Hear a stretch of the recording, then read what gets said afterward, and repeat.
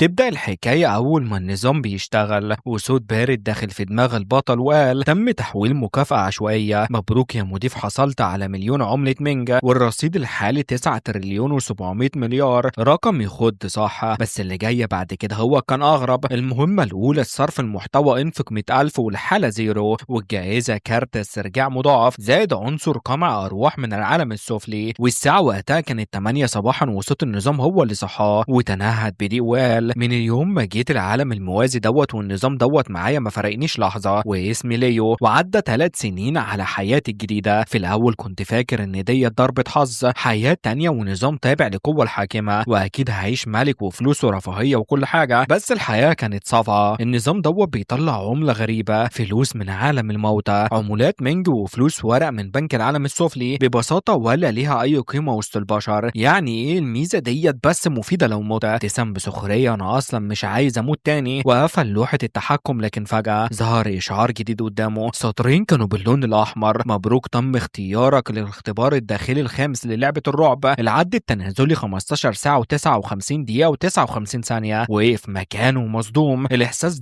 مش زي إحساس النظام ناعم طبيعي كأنه جزء مني، لكن الكلام خشن وتقيل كأنه جاي من حاجة مظلمة وحاجة بتستدعيني. بارد كئيب غريب ومليان ريحة الموت. وبعد 16 ساعة بالظبط نص الليل هكون جوه لعبة عالم الرعب. خد نفس طويل، لازم اهدى، وافتكر انهم قالوا الدفعة الخامسة، يعني اللعبة ديت موجودة من قبل كده، يبقى لازم افهمها قبل ما ادخل غصب عني. وفتح البحث على الكمبيوتر وكتب لعبة الرعب، والنتيجة كانت تقيلة، كل الحوادث الغامضة اللي تحصل وراها ناس رجعت من عالم اللعبة ديت. وفي كلام كمان ان مركز التحقيق رقم 9 اتعمل مخصوص علشان يتعامل مع الموضوع واللعبة ببساطة بتاخد ناس وترميهم في عالم مليان ارواح شريرة. الهدف انك تعيش، ولو كسرت القواعد تموت. في كل جولة نص الناس على الأقل بيموتوا، ولكن الناجين ممكن يسيطروا على الأرواح أو ياخدوا أدوات مرعبة من اللعبة. وحياة أو موت كله على حسب قوتك. قفل الصفحة وبيفكر لو اللعبة فيها أرواح فعلا يبقى العالم الحقيقي ممكن يكون فيه برضه، وساعتها النظام بتاع القوة الحاكمة والعملات الغريبة ديت يمكن مش عبث، يمكن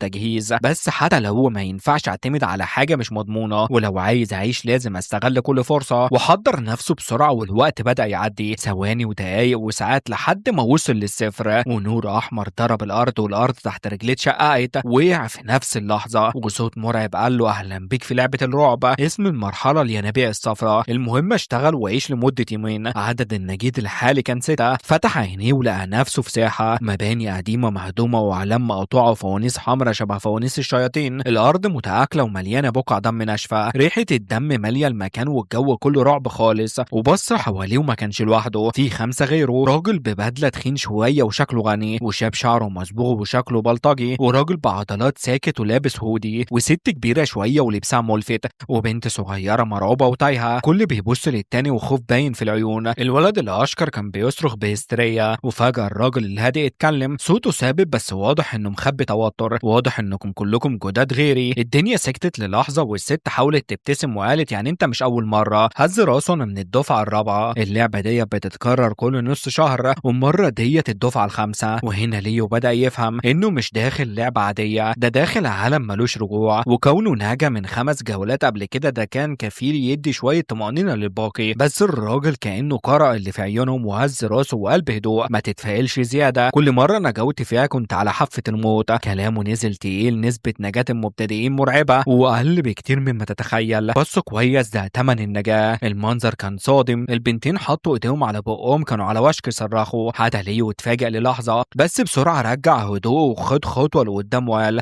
انك تنجو كل مش سهله، كده عندك خبره تنفعنا. الراجل بس له واضح انه اتفاجئ من هدوءه، وفي عينيه لمعه اعجاب خفيفه. الولد ده ممكن يعيش. ورجع كمه وبدا يتكلم بجد، اسمعوا كويس، الارواح هنا مش بتقتل عشوائي. الجمله كانت اول مفتاح في قاعدتين لازم نحفظهم. اولا الارواح بتقتل بس اللي بيكسر القوانين، ثانيا القوانين الاساسيه بتتقال بشكل مباشر. كلامه كان متطابق مع اللي ليو قراه قبل كده، خلى المعلومات موثوقه اكتر. بس برضه ليو حس ان مش كفايه، لان الحقيقه في النوع من الالعاب مش كل حاجه بتتقال، وفي الغالب في ناس بتضحى بيهم علشان غيرهم يعيش. وفجاه صوت باب خشب بيتفتح وقاطع الصمت، والكل اتخض وبص ناحيه الباب، وشخص كح. وبعدها خرج راجل عجوز لابس هدوم قديمه وبدله سوداء باهته، منظره كانه ميت وماشي على رجليه. بص عليهم واحد واحد وابتسم ابتسامه غريبه، اهلا بيكم. في لنزل الينابيع الصفراء، وقال إنه مدير النزل معين من الست الكبيرة علشان أوزع عليكم الشغل. الإحساس كان واضح من غير ما حد يقوله، دوت أصلا مش إنسان، دوت روح. وقال لهم بس قبل الشغل في شوية قواعد لازم تعرفوها، ودوت كان واضح القواعد اللي الراجل بسوالف قالها عليها، والأهم القواعد اللي يكسرها بيموت. الكل سكت والخوف سيطر بس محدش قدر يتحرك. العجوز بدأ أولا سواء شغال في الاستقبال أو المطبخ لازم تشتغل بكل طاقتك، وصوته بقى أتقل والست الكبيرة مش هتسامح. وهنا ليو لاحظ حاجة لمعت خوف في عيون العجوز نفسه، يعني ببساطة الست الكبيرة بكديت أقوى منه، يعني في روح أخطر بكتير لسه ما ظهرتش. والراجل كمل كلامه، ثانيا كل حاجة في النزلة قديمة وسهلة تتكسر، ووقف للحظة وبص ليهم بتركيز، لو كسرت حاجة هتدفع ثمنها بالكامل. وكلمة تدفع كانت تقيلة ومقصودة مش فلوس عادية أكيد. وثالثا ممنوع تتخانق مع النزلاء. ابتسم بسخرية، ولو حصل الست الكبيرة مش هتعاقبك. جملة غريبة بس كمل، بس خلي بالك النزل مليان ناس عصبيين. صوته بقى أهدى وأخطر، ولو قرروا يربوك محدش هيحميك. وخلص كلامه وبص ليهم، وفي حد عنده سؤال؟ كل كان ساكت ومحدش نطق، وحتى الراجل بسوالف سكت والخوف كان كافي. والعجوز هز راسه برضا وبدأ يوزع الشغل. بص للراجل بسوالف انت شكلك قوي، ادخل المطبخ وقطع الخضار. الراجل هز راسه ومشي فورا، وقبل ما يدخل بص ليهم نظرة سريعة خليكم حذرين واختفى. وبعدين اشار للست والشاب الاشقر، انتوا الاتنين تنظفوا الغرفة، واشار للباب ادخلوا يومين واسألوا عن السيدة جانا. وبعدها بص للراجل البدلة، انت شكلك متعلم، اطلع الدور التاني غرفة المدير وهعلمك الحسابات. وفضل في الاخر ليو والبنت الصغيرة لحظة توتر وايه الدور اللي هيجي عليهم. العجوز فضل يبص ليهم شوية وبعدين قال لهم ببطء، انتوا الاتنين بشرتكم ناعمة وشكلكم مقبول. ابتسم ابتسامة غريبة، هتشتغلوا جرسونات في الصالة الرئيسية. كمل وهو بيشاور ادخلوا على طول توصلوا للصالة. وشعريرة عدت في جسم ليو، والبنت الصغيرة بدأت ترتعش اكتر. وليو مسك ايديها بهدوء، مش بس علشان يطمنها لكن كمان علشان يمشيها معاه. عدوا من جنب المدير العجوز ودخلوا الباب الخشبي اللي ورا، كان ممر ضيق ومظلم وتهالك، وعلى الجانبين خشب متراكم، والهواء البارد بيعدي ومعاه ضحكة غريبة، ضحكة مش بشرية. البنت قربت تبكي لأول مرة، قررت تتكلم وقالت له شكرا على اللي حصل، وكانت تقول اسمها ليو قاطعها فورا، مش مهم اسمك. وسكت للحظة وقال بهدوء، هسميكي شياولاي. وبعدين أضاف قولي لي لمب، والسبب واضح، لا المدير ولا الراجل بسوالف استخدموا أسماء حقيقية، يعني الأسماء هوت ممكن تبقى خطر. البنت فهمت وهزت راسها وقالت تمام شكرا، ومشيوا بسرعة لحد ما وصلوا للباب الخلفي، وكان مفتوح ومن خلاله بانت الصالة الرئيسية للنزلة. الأرض نفس البلاط الأخضر بس المرة دي مغرق في دم غامق، وفي مكتب استقبال بسيط وطاولات خشب، وجنبهم 3 براميل خمر كبار. والغريب المكان فاضي ومفيش حد، لا بشر ولا حتى أرواح. شياو بصت حواليها بخوف، نعمل ايه دلوقتي؟ وليو رد فورا من غير تردد، الخوف انتهى. بصوا قدامه بتركيز، من هنا هو كل خطوة بتساوي حياة أو موت. وسكت للحظة وقال نستنى الزباين. وفجأة هوا بارد دخل من الباب. ليو رفع عينيه وشاف جسم ضخم منتفخ بشكل مرعب، ولابس هدوم وسخة بالكاد مغطياه، وصوت غريب طلع من حلقه. الشياو وشها اصفر. الروح الضخمة بصت عليهم وقالت بصوت تقيل في بشر هنا. وفي نفس اللحظة لعاب لازق بدأ ينزل من بقه كأنه شاف أكل جاهز. ليو افتكر القواعد فورا وخد خطوة لقدام وابتسم غصب عنه، أهلا وسهلا اتفضل يا فندم، وكأنه بيختبر رد الفعل. وبالفعل الروح بان عليها خيبة الأمل. كان هب دي وقال كنت فاكر المكان بيقدم أكل جاهز. ودخل جوه وليو كان بيعرق. اللعبة ديت مش بس مرعبة، دي مليانة نية قتل متغلب بقوانين. والشبح قعد على الكرسي والكرسي صرخ تحت وزنه كأنه كان هيتكسر. شياو وليو اتجمدوا لحسن يتكسر، وساعتها مين هيدفع الثمن؟ وفجأة الشبح رمى عملتين على الطاولة، وهات لي مية سخنة وطقم أكل. وليو انحنى فورا وقال له حاضر. وهو ماشي بص على العمولات نفس عمولات النظام. وهنا بدأ الرابط يوضح، راح ناحية ركن في الصالة وكان في غلاية على النار، والشياو لحقت بيه لأنه التأخير ممكن يكلفهم حياتهم. الأدوات كانت مرصوصة، إبريق وأطباق وعيدان أكل، بس في حاجة غلط، كل حاجة مرسوم عليها وشوش بشر، وشوش كتير متداخلة بتبصلك. شياو حاولت تساعده بس ليه وقفها، سيبيها أنا هعملها. وبص ليها بجدية، أي غلطة تمنها كبير. ومسك الغلاية تقيلة وسخنة، لكن فجأة صوت صريخ طلع منها، بيوجعني اقتلني. المية غليت فجأة وطلعت من وش مرسوم على الغلاية، وليو اتفاجئ والمية نزلت على ايده. وقع الغلاية من ايديه واتكسرت على الأرض. شياو اتجمدت وقالت له انت كسرتها، وبصت حواليها بسرعة ممكن نخباها محدش شايف. وليو بص لها في عينها امتنان بسيط، على الأقل مش سابته. بس الحياة كانت أوضح من كده، في مكان زي دوت الإخفاء ممكن يبقى أسوأ من الغلطة نفسها. شياو كانت لسه بتقول نخبي الموضوع، بس ليو كان فاهم كويس الإخفاء هنا أصلا مش حل. وفجأة سمعوا حد وراهم وقال يا شاب واضح إنك لسه جديد. والصوت والصوت دوت كان كفيل يجمد الدم. ليو لف بسرعة ولقى المدير العجوز واقف وراه مباشرة، قرب زيادة عن اللزوم وعينيه مليانة جشع ولسه بادئ الشغل وكسرت الغلاية. ابتسم ابتسامة تقيلة وديت تمنها 50 عملة نحاس، وسكت للحظة وبعدين صوته بقى أخطر: وأكيد ما عندكش فلوس تدفع، وقرب أكتر يبقى تدفع بإيديك اليمين. ومد إيده كان هيقبض على إيد ليو. شياو صرخت والخوف وصل لأقصاه، ولحظة واحدة بس وكانت إيد ليو هتتقطع، لكن ليو صرخ فجأة: استنى! وصوته كان حاد: مين قال إني مش هقدر أدفع؟ في نفس اللحظة جواه قال إن النظام حول لي 50,000 عملة نحاسية، وصوت النظام اشتغل فورا. تم التحويل والرصيد اتخصم، وقبل ما ايد المدير تلمسه فجأة العمولات نحاسية ظهرت في كف ليو، وبشكل مفاجئ المدير سحب ايديه فورا كأنه اتلسع، لأنه حس بحاجة: طاقة باردة نقية قوية، وطاقة من ليو، وطاقة أقوى منه وأقوى حتى من الست الكبيرة. وليو بص لإيديه ولقى 5 سلاسل عمولات، وكل سلسلة فيها 1000 وتلمع. المدير وشه اتغير: صدمة وخوف وطمع. وليو تنفس الصعداء وبهدوء رمى سلسلة العمولات ناحيته: وخد ديت 1000 عملة أكيد كفاية. والمدير بص للعمولات وبرع ريقه، مش علشان طماع لكن علشان مرعوب السلسلة ديت تساوي حياة 1000 مرة، ولو ليو قرر ممكن يدفع لحد تاني يقتله وهيتعامل. حتى الست الكبيرة ممكن تتحرك بالفلوس. والمخيف إن ليو لسه مطلع بس 5 سلاسل، يعني دوت مش شخص عادي. وشياو كانت مصدومة بتقول له: يا امبراطور انت خوفت الروح. وليو ابتسم جواه: حتى الأرواح بتخاف من الفلوس. الفكرة ديت غيرت كل حاجة، وفي اللعبة ديت الفلوس بتساوي القوة والأرواح بتحترمها وبتخاف منها. وليو حس بثقة لأول مرة وقرب من المدير وأخد السلسلة اللي وقعت وحطها في إيديه: خدها أنت المدير، مش كده المفروض تفهم الحساب. والمدير ابتسم ابتسامة مكسورة، واضح إنه مش مرتاح، بس دوت مبلغ كبير. وليو قطعه فورا وقال له: خلاص خد الباقي ليك. وبسرعة فتح لوحة المهمات ولقى حاجة مهمة: تعويض الغلاية اتحسب كمصروف. وصوت النظام ظهر وتم تقييم الغلاية ب 100 يوان، والحد الأقصى للاحتساب 100 ضعف القيمة، وأي زيادة مش هتتحسب. وتم إكمال المهمة مضاعفة المكافأة. وليو فهم في حد أقصى، ودوت معناه اللعبة ديت ليها نظام حساب دقيق. وبص للمدير وسأله فجأة: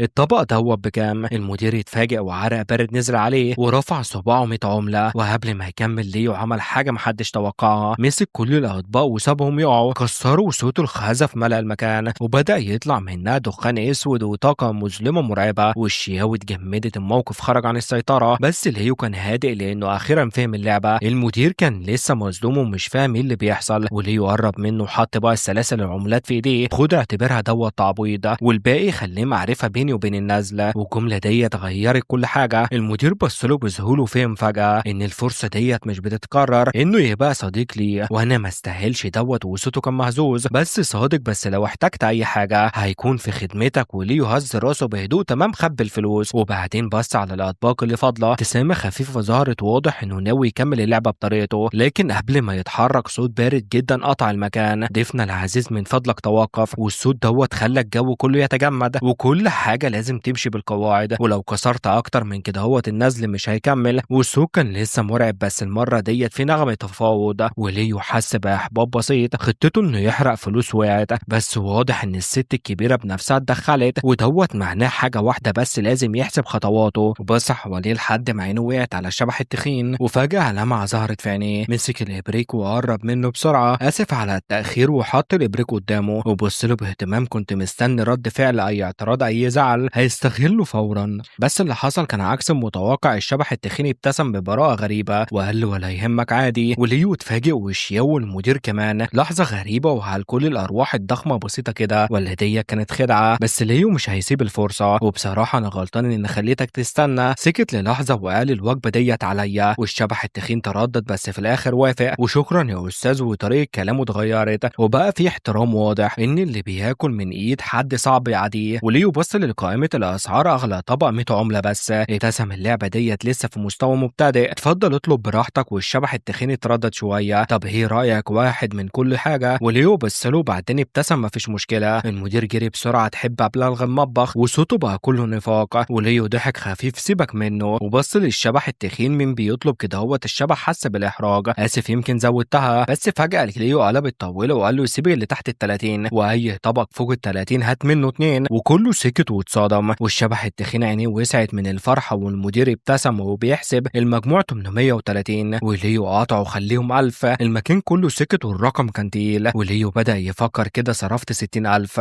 ولسه ناقص شوية. والشياو كانت واقفة مصدومة وبصاله وقالت له أخويا الإمبراطور، وفي نفس الوقت جات له فكرة في دماغه، لف ناحيتها بسرعة ومسك كتفها بحماس. جيتي في وقتك. وبعد ساعة الصوت اتغير بالكامل، ليو قاعد بهدوء ورا الكونتر وكأنه صاحب المكان، والشياو واقفة عند الباب ومش فاهمة حاجة. جنبها لافتة كبيرة مكتوب عليها كل حاجة ببلاش النهاردة. والنزل بقى زحمة والأشباح من كل شكل، واحد من غير رأس وواحد لسانه مدلدل ووشوش زرقاء وخضرا ودخان طالع من ودانهم. وبس رغم اختلافهم كلهم متفقين على حاجة واحدة، بيبصوا لليو بإعجاب وهمسات وكلام وضوضاء، والنزل كله بيتكلم عنه. بس ليو ولا هو فارق معاه، قاعد وسط كل دوت هادئ وبيراقب وبيحسب، لأنه فهم أخيرا إن القوة هنا هوت مش بس شجاعة، قوة هي إنك تعرف تستخدم اللي في إيدك صح. الجو في النزل كان بدأ يختلف وزحمة الأشباح في كل زاوية، والشياو كانت كل شوية تبص لليو ومش فاهمة وهو لسه داخل جديد إزاي كل دوت حواليه. وليو كان مشغول بحاجة تانية خالص، بيسلم عمولات نحاس واحد ورا التانية على الكونتر، لحد ما فجأة صوت النظام اشتغل. مبروك تم إكمال مهمة الإنفاق الأولي، المكافأة كارت مضاعفة و10 زجاجات من خمر قمر الأشباح الظلامي. وليو قبض إيديه بحماس، أخيرا أول خطوة اكتملت. لكن اللي جاي كان أهم. في دماغه ظهر عنصر جديد، زجاجة صغيرة ظهرت في إيديه، وأزرق وأبيض وعليها تشققات شبه الجليدة. ومجرد ما فتحها ريحة قوية ضربت الجو، ريحة مش عادية كأنها تغسل الأشباح نفسها. في لحظة واحدة كل الأشباح اللي في النزل رفعت راسها وسكتوا، وكلهم حسوا بحاجة واحدة، حاجة نادرة ومغذية جدا. لكن الغريب ولا روح جت تقرب ولا حتى تجرأوا يعملوا أي حاجة، أكن في حاجز غير مفهوم وخليهم واقفين من بعيد بس. وليو لاحظ دوت وابتسم بهدوء وقام ووقف. بما إننا كلنا هنا، رفع الزجاجة خلينا نشرب سوا. وفي ثانية واحدة شربها مرة واحدة، واللي حصل بعدها مش مجرد إحساس، طاقة باردة نقية دخلت جسمه بتلف جواه بتعيد بناء حاجة مش مفهومة. وفي اللحظة ديت نظرة الأشباح للعالم اتغيرت، الأشباح اللي حواليه بقت واضحة كأنه بيشوف الطاقة اللي جواهم. وصوت النظام سهل أول استخدام، بلس 10 روح وبلس 100 طاقة روح، وتم فتح وجهة السمات.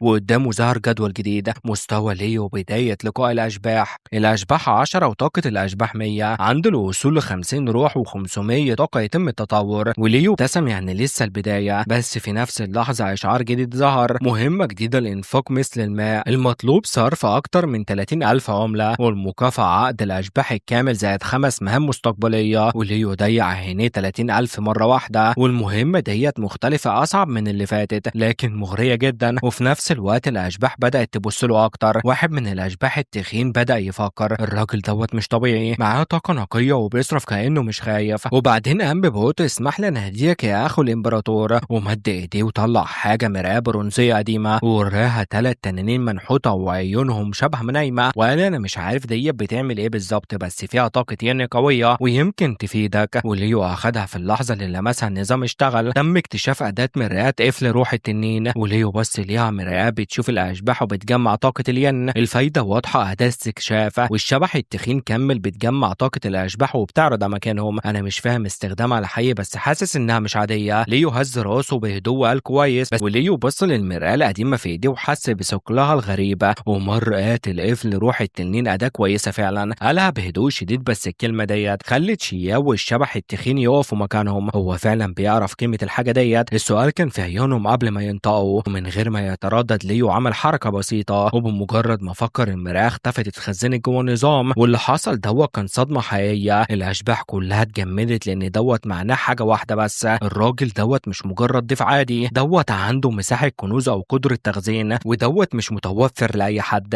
الشبح التخين بص بصوت منخفض، ده أكيد جاي من المستوى الأعلى. وبعدها بص حواليه بخوف، أو جاي من هناك فعلا. وبعد اللحظة ديت الأشباح بدأت تتعامل مع ليو بطريقة مختلفة تماما، مش خوف بس، ده احترام ممزوج بالرعب. وفجأة شبح العجوز تاني قام بسرعة، يا سيد أنا كمان عندي حاجة أقدمها لك. وليو رفع عينيه بهدوء قدام العجوز، طلع سلسلة سوداء من صدره، الخيط نفسه أسود لكن اللي عليها كان أغرب، جماجم صغيرة بيضاء مرصوصة لواحدة لها تعبير مختلف كأنها كانت بتتألم وهي حية. ودوت اسمه سلسلة رعد اللعنة، بتقاوم صدمات طاقة الين وتقدر تخزنها أو تستخدمها في هجوم مضاد. وسكت للحظة، ممكن تعتبرها زينة كمان. وليو أخدها، وفي نفس اللحظة تم ربط أداة سلسلة رعد اللعنة. وليو فكر مش بنفس قوة المرآة بس عملية أكتر، ودوت النوع اللي بيحبه هجوم ودفاع في نفس الوقت. وبعدها اللي حصل كان غير متوقع، واحد ورا التاني من الأشباح بدأت تقوم وتقدم الهدايا. وما عنديش حاجة غالية بس خد ديت، وأنا أقدر أقدم طاقة الين أصلية، أنا كمان أكتر من كان 10 طيارات طاقة غير مرئية دخلت في السلسلة الجديدة، وليو حس بيها الطاقة بتقوي وبتتجمع وبتبني شيء أخطر. وفي اللحظة ديت شياو وقفت مصدومة، هو دوت فعلا لعبة رعب ولا عزومة كبار؟ وليو ابتسم بس في سره الخوف ان هو بيتباع والقوة بتشتري. وبعد ما الأشباح خلصت تقديم الأبواب اتقفلت واللافتة اتقلبت بقت مغلق والصالة بقت هادية وليو قاعد وشياو قدامه والمدير الشبح بيركض بين الطاولات مبسوط. والنهارده الأرباح زادت 5 مرات. وليو بص من الشباك الجو بره اتغير والظلام بقى تقيل والين بيزيد بسرعة. واضح إن الليل قرب وفكر بهدوء أكيد بره ما بقاش آمن لأي حد. وصوت المدير قطع تفكيره وقت العشاء قرب وكلنا نتجمع في الصالة الرئيسية. وليو هز راسه كويس، اللقاء اللي جاي هيكون مهم لأنه واضح مش كل الأشباح اللي هنوت على نفس المستوى. وفجأة شياو صرخت بصوت منخفض أخويا بص. وليو بص وظهر قدامه نص أحمر في الهواء. عدد الناجين الحالي 4 فقط. الصمت ضرب المكان وليو فهم فورا اللي حصل لحد دلوقتي مجرد البداية، ولو العدد نزل كده غوت يبقى اللي جاي مش أخبار عادية. وصوت المرأة العجوز البارد قطع الصمت فجأة. يا ليلى عجوز ليه بتتعامل بكل الاحترام دوت مع جرسون جديدة؟ وصوتها كان مليان سخرية وغل واضح إنها مش على وفاق مع المدير النازلة. وليو لف ناحيتها وشافها ست قصيرة وتخينة ولابسة زي فلاحين قديم وشها أحمر ملفوف على وشها، شكلها كأنه قرب لكابوس حي. وراها ست تانية جسمها مليان جروح وتمزقات، بس الغريب إنها لسه واقفة نفس الست اللي شافها قبل كده هوت في الفناء الخلفي. بس المرة دي كانت بتبص لهم بصدمة، ازاي انتوا لسه عايشين؟ وفي عينيها لمعة غضب خفيفة. ليو لاحظ كل دوت مش بس بيشوف، ده بدأ يفهم تعبيرات الأشباح وحاسة المراقبة عنده بدأت تقوى. وبس ما اهتمش بيها لأنه عارف حاجة مهمة، دي مش اللي ممكن تهدد حياته. المشكلة الحقيقية كانت في مكان تاني، في الصراعات الداخلية داخل النظرة. الست قالت له بقى الجرسون الجديد يخليك راضي كده؟ المدير رد ببرود انت ما تفهمش حاجة، انت كل شغلك تعذبي اللي تحت ايديك وخلاص. الست بصت على ليو نظرة تقيلة ومليانة غضب، انت ليه واقف كده هوت مش شغال ولا بتدلع؟ وفجأة جمعت طاقة ين في ايديها، ابتسامة خبيثة ظهرت على وشها، والنهارده هعلمك شغل النزل الحقيقي. ومسكت عصاية التنظيف لكن كانت مليانة طاقة قاتلة وضربت ناحيته، ولكن قبل ما توصل قوة غير مرئية ضربتها وصدتها. العصاية اندفعت بعيد عنها وسلسلة رعد اللعن على رقبة ليو صرخ طاقة غريبة، والست اتصدمت وصرخة ألم خرجت منها وهي بتترنح. وليو كان قاعد بهدوء ولا اتحرك ولا اتفاجئ، بس ابتسام زي ما اتوقع. مستواها مش عالي. الست بصت له بخوف لأول مرة، ايه دوت انت مين؟ وليو برد بهدوء مش مهم انا مين، المهم انك مش قد اللعبة. وبس جوه ليو كان بيفكر بشكل اخطر، دي مجرد موظفة ضعيفة، يعني في حد اعلى منها، ولو ما خلصتش الموضوع دوت بسرعة هيكشفني. وفي اللحظة ديت خطوات تقيلة بدأت تقرب وصوت زي ضرب طبول كل خطوة بتخلي الارض تهتز. الجميع سكت حتى الاشباح. دخل من الباب الخلفي راجل ضخم جدا، عضلاته كأنها حديد متصلبة، والمدير والفلاحة اتغيرت ملامحهم فورا والخوف بان عليهم وقالوا الطباخ. ورا الطباخ ظهر شخص تاني، راجل البدلة بس ناقص ذراع كامل، وشه ابيض، واضح جدا انه دفع تمن غلطة قبل كده. الطباخ بص حواليه وقال وقت الاكل،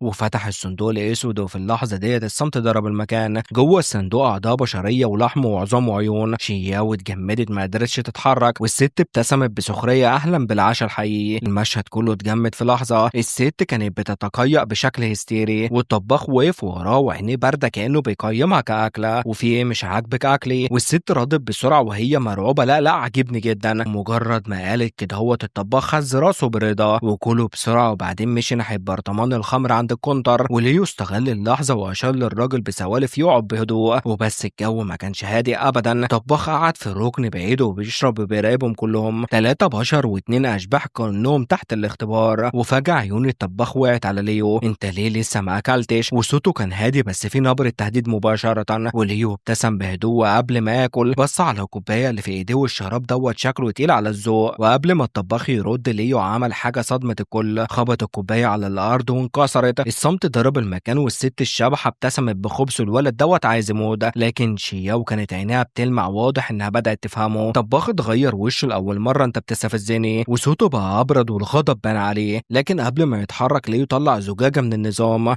وفتحها، وفي لحظة ريحة غريبة انتشرت في المكان. مش مجرد ريحة، دي طاقة بتنظف الأشباح نفسها. باخ وقف مكانه وعيونه لمعت، ايه الريحة ديت؟ ليو ابتسم، ازاي هستفزك وانت اصلا عندك ذوق عالي؟ دوت شراب افضل بكتير من اللي قدمته، وسكب منه في الكوباية وجربه. باخ بص له، لو كان اي شخص عادي كان مات في اللحظة ديت، لكن الرائحة كانت مغرية بشكل غير طبيعي. رفع الكوباية وشرب، ولحظة واحدة واحدة بس وجسمه ارتعش، وطاقة باردة نقية دخلت جسمه كأنه روحه نفسها اتغسلت، ونظرة الطباخ اتغيرت تماما والعداوة اختفت وبدلها باحترام. دوت مش شراب عادي، ليو كان بيراقب وبهدوء ونجحت، وبهدوء كمل سكب ليو اشرب براحتك. والطباخ لأول مرة بدأ يشرب ببطء كأنه خايف يضيع الطعام، وبعد شوية ابتسم. دوت أفضل شراب شربته في حياتي. وليو استغل اللحظة، بس الشراب لوحده مش بيكمل الطعم، لازم معاه أكل مناسب. الطباخ رفع عينيه وأكل مناسب زي إيه؟ ليو بص ناحية الست وببرود قال الطاقة بتاعة الأشباح أقوى من أي مكونات عادية. وبعدين أضاف تخيل لو استخدمتها في الطبخ. الطباخ عينيه وسعت وفكرة مجنونة لكن مغرية، وفي لحظة بدأ يهمس الأشباح كمكونات فكرة عبقرية. الشبحة اتجمدت، انتوا بتتكلموا عن ايه؟ لكن الطباخ كان خلاص دخل الحالة، وفعلا انا لازم اجرب. نظرة الطباخ اتجهت للمدير والستة. المدير حاول يتكلم احنا كلنا شغالين ان هوت، لكن الطباخ قطع والقواعد مش تمنع ان المكونات تتغير. والست اترعبت انت مش هتجرؤ. وليو كان واقف بهدوء بس جواه كان بيفكر بسرعة. كده اللعبة بدأت تتكشف في حدود لو اتكسرت هيحصل مجزرة. وفجأة الطباخ ابتسم ابتسامة مرعبة، واخيرا اكل يستحق التجربة. والقواعد بين الموظفين الاشباح كانت واضحة، في حدود، في خطوط ما ينفعش تتعدى، وحد يبدأ بالهجوم على زميله. الراجل العجوز صاحب البار بعيون الباردة بص للسيدة جانج، وبعدين بص للشيف اللي عينيه مليانة ترقب. ابتسم وقال مفيش إساءة، كسر القواعد مش دايما بيعدي. ويا مدام جانج انت اللي بدأتي، انت اللي هاجمتي اخويا الصغير الاول، وفي وقت الاكل كمان. كلام نزل عليها زي الرصاص، وفهمت فورا المعنى. صرخة مليانة غل خرجت منها ومدت ايديها تمسك المكنسة. اخر محاولة واخر مقاومة، بس كان فات الاوان. صوت صفار قطع الهواء، وفي لحظة سكينة صادقة مليانة دم اخترقت صدرها وثبتتها في الحيطة وراها. صرخاتها بقت متواصلة ومفيش توقف ومفيش رحمة. الشيف قرب منها بهدوء كأنه دخل يجهز أكله ومش ينهي كيان. في وقت الأكل ممنوع تبدأ الهجوم على زملائك، ودوت القانون، وانت كسرتيه. وفوق ده كله أخويا الصغير موظف ممتاز شغال بجد وبيحترم الكل، وده يخلي جريمتك أكبر. ونبرة صوته كانت هادية بشكل مرعب، ومد إيديه وسحب السكينة من صدرها. وأول ما السكينة خرجت طاقة الأشباح اللي جواها انفجرت وانهارت على الأرض وجسدها وقع. والمشهد كله كان صادم، والفرق بينهم كان مرعب. مش فرق قوة عادية، ده فرق بين إنسان عادي وكائن من عالم تاني. الشيف ما ضيعش وقت وشال الجسد اللي بقى ساكن وبص بابتسامة ناعمة يا أخويا الصغير هروح أجهز المكونات، أنت اشرب واستنى. وبس اختفى ورا الباب الخلفي. وساعتها بس النفس طلع، وكلمتين بس كانوا كفاية. إنه مرعب جدا. الخطة كانت مختلفة تماما. كان ناوي يستخدم نبيذ تهدئة الأرواح التسعة علشان يقرب من الشيف ويخليه يتعامل مع السيدة جانجا. ولكن اللي حصل أكبر بكتير من المتوقع. واضح إن قيمة النبيذ دوت مش عادية خالص. بص ناحية المدير والشك بدأ يكبر جواه. واضح إن العجوز كان ناوي يستخدم السيدة جانجا اختبار علشان يقيسه. دوت معناه حاجة واحدة، لازم يفضل حذر. العجوز حس بنظراته وعرق بارد نزل منه رغم إنه نجا من الشيف، إلا إن الخطر الحقيقي كان الشاب اللي واقف قدامه. وبكلمتين بس حول واحدة الوجبة. طيب لو طلع زجاجة تانية وقال إن اللي حصل مش كفاية؟ الفكرة لوحدها كانت أصلا مرعبة. عيونه وقعت على السلسلة اللي في رقبة ليو، وهنا لمعت فكرة في دماغه. أقدم له كنز، وواضح إن السيد ليو غني بس مش بيرفض الهدايا. عض على أسنانه وطلع قطعة خشبية سوداء من كمه وقرب وقدمها بإيديه الاتنين. يا سيد ليو، لقيت الحاجة ديت قبل كده، اسمها خشب ين تشين، من أفضل الموارد لصناعة الأدوات الخاصة. والقطعة ديت تحديدا متشبعة طاقة بقايا 1000 سنة، وقيمتها قريبة جدا من الإعدام من أعلى مستوى. وليو بص للخشب سوداء وتقيل وغريبة، ومن بره بيقيمها بهدوء ومن جوه لمسها. وفورا النظام رد. تم اكتشاف عنصر عالي الجودة، خشب الين تشين الألفي. ابتسامة خفيفة مرت جواه كده، المهمة بقت ممكنة. ورفع عينيه وقال حاجة كويسة، عايز تبيعها بكام؟ وش العجوز اتغير فورا وخوف واضح. وديت هدية ليك يا سيدي، ازاي اطلب فلوس؟ وليو هز راسه بسرعة، لا انا عندي مبادئ، ما ينفعش اخد حاجة بقيمة ديت ببلاش. وفي الحقيقة كان عنده سبب تاني خالص، لازم يخلص مهمة الصرف مرة واحدة، لان ببساطة عقد اشباح بدرجة مثالية هو اكثر طريق للقوة دلوقتي. العجوز بدأ يشك، واضح ان لكل واحد قواعده، وقواعد العالم دوت مش لعبة. سأله بحذر، طب انت اللي حدد السعر. ليو ابتسم وقال بهدوء، خلي قلب العجوز يقف، ايه رأيك في 3 عملات بس؟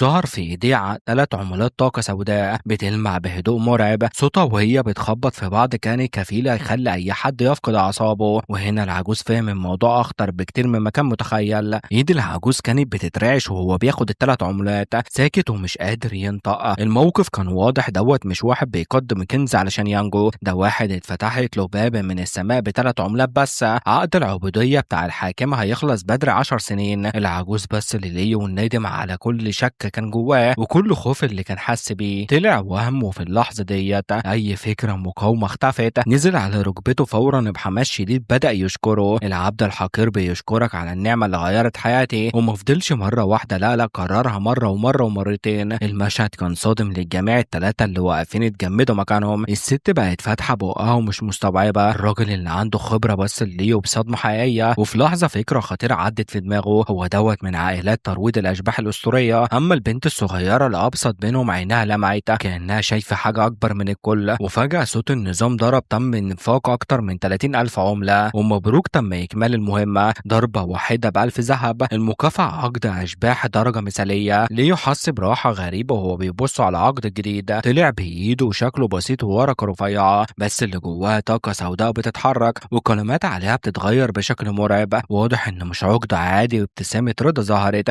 النوع دوت من التأثير مش موجود في العقود العادية، بس برضه مش هينفع يتصرف فيه بسهولة. ومعاه 5 نسخ وبس، يبقى لازم يختار صح. وبص للعجوز اللي قدامه وسأل نفسه ينفع أضيع حاجة زي ديت عليه؟ الإجابة كانت واضحة، لأ. 3 عملات بس خلوه يعمل ده كله. يبقى دوت مش في نفس المستوى. الهدف الحقيقة أقوى زي الشيف. وفجأة الشيف رجع وشال قدر حجري، وبابتسامة مليانة حماس: يا أخويا الطبق جاهز. حط الطبق قدام ليه وشرايح رفيعة مرصوصة بشكل حلزوني وشكلها غريب بس مغري. أول مرة أعمله، مش عارف النتيجة، جرب وقول لي. ليو استغرب، الأكلة ديت شكلها أحسن بكتير من اللي قبلها. وخد قطعة وحطها في بقه، وفي لحظة طعم وساب أثر بارد ومنعش وناعم. وفجأة جات له إشعار تم استخدام روح شبح. القوة الروحية +1. المستوى بدأ يتحرك، ومستوى الموجة 1. الوعي الروحي 10، والقوة الروحية 101. والزيادة مستمرة. وريو رفع ايديه بإعجاب. تحفة، نضيف ومفيد. والشيف ضحك بسعادة وقعد جنبه ياكل ويشرب، وكله بفضلك يا أخويا، أنت اللي علمتني حاجة جديدة. وليو طلع زجاجة جديدة من نبيذ الأرواح ال9 كأنها ما فيهاش حساب، ورفع الكوباية والكل حواليه مصدوم. وليو كمل أكله، والقوة الروحية كانت بتزيد. وجبة واحدة كانت كفاية تقربه من نقلة كبيرة. بعد الأكل القوة وصلت ل197، وقرب يكسر 200. بص للشيف اللي بقى سكران وفكر إن أكبر خطر بقى أكبر مكسب. نبيذ الأرواح ال9 قلب الموازين،